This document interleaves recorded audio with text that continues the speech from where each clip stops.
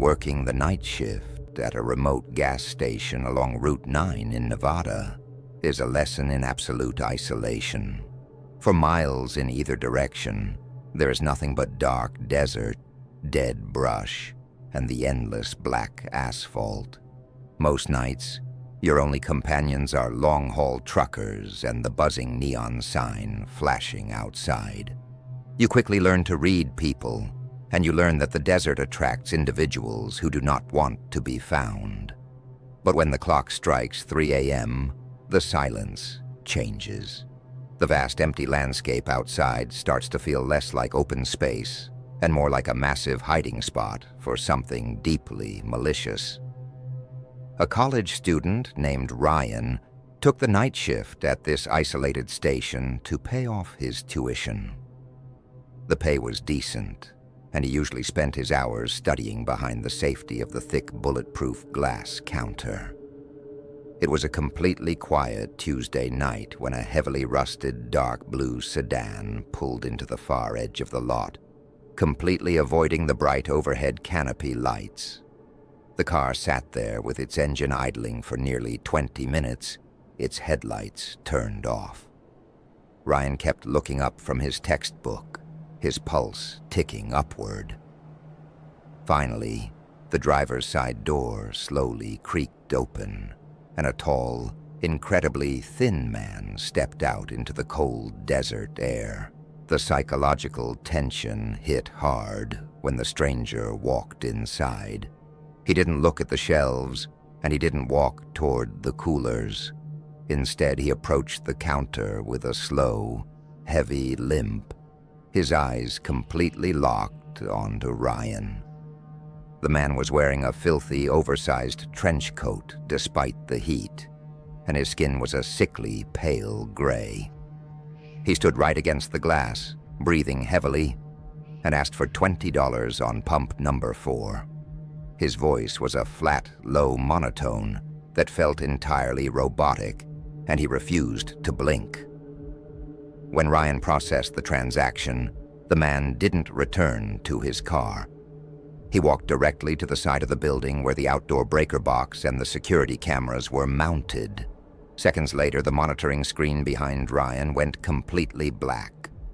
The main lights inside the store flickered violently before dying out, plunging the entire station into absolute darkness, save for the faint moonlight creeping through the windows.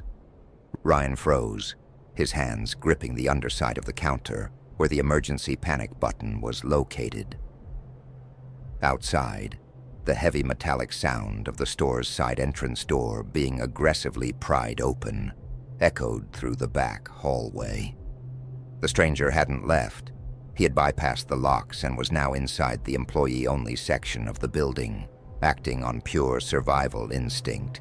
Ryan quietly slipped through the front counter door and hid inside the heavy steel walk-in beverage cooler, locking the thick latch from the inside. Through the glass doors, he watched the darkness of the main shop floor. A moment later, the tall silhouette of the man materialized, moving with that same heavy limp. He held a massive rusted tire iron in his right hand. The stranger systematically smashed the cash register, then walked right up to the cooler doors, pressing his pale face against the cold glass, staring directly into the dark where Ryan was hiding. He didn't try to open the door.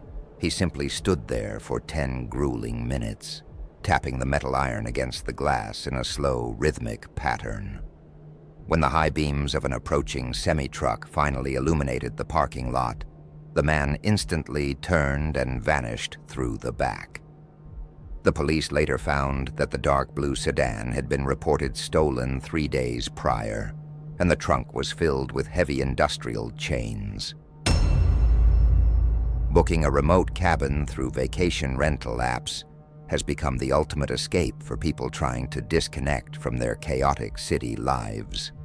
We look at the beautiful, polished photos of rustic wooden beams, cozy stone fireplaces, and isolated patios, completely romanticizing the idea of total privacy. But true isolation is a double-edged sword. When the sun goes down and the heavy forest fog rolls in, you quickly realize that being miles away from the nearest neighbor means help is not coming if something goes wrong. The massive floor-to-ceiling glass windows that provided stunning views during the day suddenly turn into black mirrors, making you completely visible to whatever might be lurking in the dark outside. A young graphic designer from Chicago named Chloe decided to rent a secluded modern cabin in the dense woods of northern Wisconsin for a solo weekend retreat. The house was architecturally stunning, featuring a minimalist design with huge glass walls facing a deep, unmapped valley.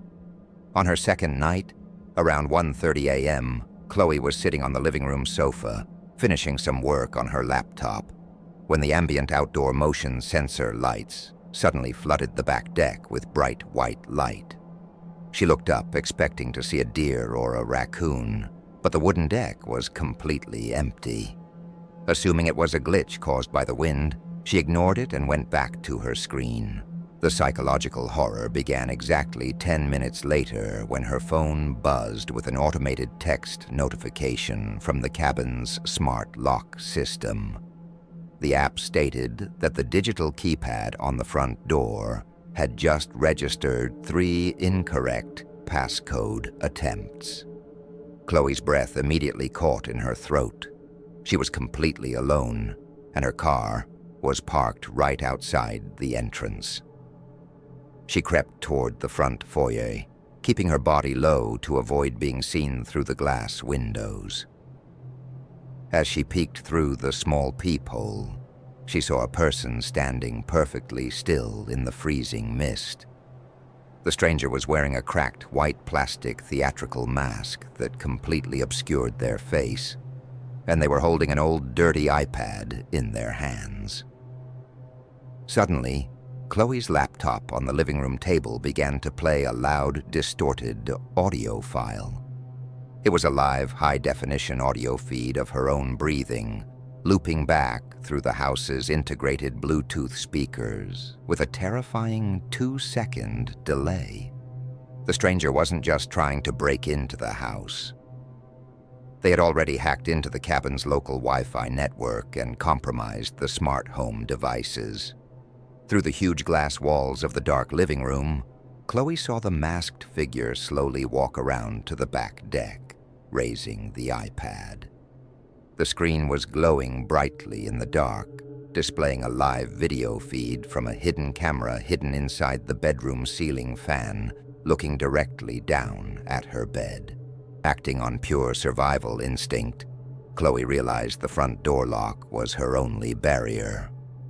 She grabbed her car keys from the counter, ran to the basement door, and locked herself inside the pitch-black crawl space beneath the house, clutching a heavy metal wrench she found on a shelf. For 2 agonizing hours, she listened to the sound of the smart home system violently malfunctioning upstairs, the lights flashing on and off, the smart TV blasting static, and the electronic window blinds opening and closing on their own. Finally, the heavy thud of footsteps echoed right above her head on the kitchen floor, followed by the sound of the basement door handle being slowly, violently twisted. The police arrived 40 minutes after she managed to dial 911 from her emergency satellite phone. The cabin was completely empty, but drawn on the kitchen island using black permanent marker was a highly detailed floor plan of the house, with every single hidden camera location marked with a red cross. Urban exploration, or urbex, has exploded into a massive online subculture. Young creators venture into abandoned locations, decayed factories, forgotten amusement parks, and crumbling asymmetric hospitals, armed with nothing but flashlights and cameras. The thrill comes from documenting history frozen in time, the beauty of nature slowly reclaiming concrete. But these massive abandoned structures are never truly empty. They become havens for the unstable, the criminal, and individuals who exist completely outside the margins of society. When you step inside a building that has been dead to the world for decades, you are completely at the mercy of the shadows. An experienced urban explorer named Tyler decided to investigate the abandoned Blackwood Asylum, a massive, decaying mental health facility in upstate New York that closed its doors in 1974. The complex was notorious for its labyrinth of underground utility tunnels that connected the various medical wards. Around 2 a.m., Tyler bypassed the rusted chain-link fence and slipped into the basement through a broken coal chute, his high-powered flashlight cutting through the heavy, stagnant air, thick with the smell of mold and wet plaster. Psychological tension shifted from eerie to terrifying when Tyler reached the hydrotherapy wing deep in the sub-basement. As he held his camera up to film the rows of rusted iron bathtubs, he heard a distinct, metallic scratching sound echoing from the far end of the pitch-black corridor. He froze, turning off his flashlight to avoid detection. In the absolute darkness, the sound grew louder, a slow, rhythmic, dragging noise accompanied by the wet, heavy breathing of someone moving through the flooded hallway toward him. Suddenly, a bright, intense beam of red light cut through the dark from an upper observation balcony. Someone was standing up there, looking directly down at Tyler, but it wasn't a security guard. Through his camera's night vision viewfinder, Tyler saw a man wearing a dirty yellow chemical hazmat suit. The transparent plastic facepiece was completely blacked out from the inside, preventing Tyler from seeing a face. The stranger didn't yell or wave. He simply held a large industrial megaphone to his hidden mouth and began playing a loud, ear-piercing recording of a baby crying on a continuous loop. Panic setting in, Tyler turned and sprinted back toward the main basement corridor. But the sound of heavy footsteps echoing from multiple directions proved he was being systematically hunted. The building's layout had been intentionally altered. Doors that were wide open 20 minutes ago were now heavily barricaded with old hospital mattresses and rusted bed frames from the outside. He was trapped in the lower grid. With his adrenaline surging, Tyler found a small vertical laundry chute, jammed his backpack inside to create a step, and managed to haul himself up into the ground floor kitchen just as a heavy iron pipe smashed into the concrete floor right behind him. He leaped through a first-floor window into the freezing night air, running blindly toward his car without looking back. When Tyler later reviewed the high-definition video footage on his computer, he realized the horror was much deeper than he thought. In the very first room he had entered, hours before the chase began, the night vision camera had captured 3 identical figures in yellow hazmat suits, standing perfectly still in the dark corners of the ceiling, completely silent, watching him walk underneath them. Driving alone across the vast, empty stretches of the American interstate system at night is a deeply hypnotic experience. The repetitive hum of the tires against the asphalt, the dashboard's dim glow, and the endless wall of black trees on either side can easily lull you into a false sense of security. On these forgotten highways, gas stations are hours apart, and cellular service often completely drops to zero. You become a moving island of light in a sea of absolute darkness. But the real danger on a late-night road trip isn't exhaustion or the lack of signal. It's the terrifying realization that someone else is sharing the highway with you, and they are playing a very calculated game. A young logistics coordinator named Marcus was driving his compact SUV from Denver to Salt Lake City to attend a family wedding. It was nearly 2:45 a.m., and he was navigating a particularly isolated, unlit stretch of Route 50, often called the loneliest road in America. The road was entirely empty, and his high beams cut through the dense midnight fog. Suddenly, Marcus noticed a pair of headlights rapidly approaching from behind. The vehicle was moving at an aggressive speed, closing a gap of several miles in mere minutes until it was riding dangerously close to his rear bumper. Psychological tension escalated when Marcus tried to let the vehicle pass. He slowed down and signaled for the truck, a heavily modified, matte black flatbed, to go around him.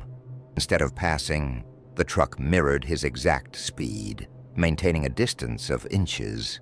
Suddenly, the driver of the flatbed turned off his headlights completely, vanishing into the pitch-black fog behind Marcus. The terror of knowing a massive steel truck was tailing him at 80 miles per hour in total darkness made Marcus's hands violently shake against the steering wheel.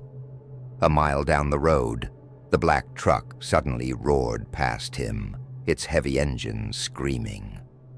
But it didn't drive away. The truck pulled about 50 yards ahead of Marcus, matched his speed, and then the driver did something utterly incomprehensible. He slammed on his brakes, forcing Marcus to swerve violently onto the gravel shoulder to avoid a fatal collision. As Marcus's car came to a hard stop, his headlights illuminated the flatbed ahead. The driver's side door didn't open. Instead, two men in heavy winter coats and black tactical balaclavas jumped out of the back of the flatbed, carrying a spiked spike strip meant to puncture tires, throwing it directly into the road ahead of Marcus's vehicle. Acting on pure, unadulterated survival instinct, Marcus slammed his SUV into reverse, flooring the gas pedal as the two masked men began sprinting toward his doors, one of them pulling a heavy iron crowbar from his jacket. Marcus reversed blindly through the dark fog for nearly a quarter of a mile before executing a frantic J-turn, spinning his car around and speeding back in the opposite direction. He drove non-stop for 40 miles until he reached a well-lit state trooper station. The police later investigated the coordinates and discovered a hidden encampment in the woods just off that section of the highway, filled with abandoned, stripped-down vehicles belonging to missing cross-country travelers. Smart home technology promises absolute control over our living spaces, wrapping us in a false sense of futuristic security. We install smart locks, automated window blinds, and motion-activated security sensors, trusting code and servers to keep the outside world out. But when your entire house is connected to the internet, your sanctuary becomes completely vulnerable to a new kind of terror. A digital glitch is unsettling, but a calculated malicious hack turns your own living room into a psychological trap where you are no longer the master of your environment. A cybersecurity analyst named Ethan recently bought a fully automated high-end townhouse in suburban Seattle. Every single aspect of the home was integrated into a centralized network controlled by wall-mounted tablets. It was a stormy Thursday night around 3:15 a.m. when Ethan was awakened by the smart speaker in his bedroom, turning on by itself, playing low, distorted static. Assuming it was a standard firmware glitch, he tapped the screen to power it down, but the volume instantly maxed out, blasting the sound of heavy rain and wind through the dark room. The true nightmare began when Ethan opened his phone to check the home security app. The main dashboard was flooded with real-time push notifications. The living room infrared motion sensor was repeatedly triggering, tracking a warm silhouette moving in a slow, circular pattern across the ground floor. Ethan lived completely alone, and the front door lock status read, "Secured." Heart pounding, he accessed the live video feed from the hallway camera. The lens was completely covered by a sticky, dark substance, but a faint light underneath revealed that all the automated kitchen cabinet doors were aggressively opening and closing on their own. Suddenly, a cold, synthetic voice, generated by a text-to-speech program, broadcasted through every smart speaker in the house simultaneously, addressing Ethan by his legal name and telling him to look outside his bedroom window. Frozen in pure panic, Ethan slowly approached the glass and looked down at his driveway. Standing under the street lamp was a figure in a heavy rain poncho holding a laptop. The stranger was looking directly up at Ethan's window.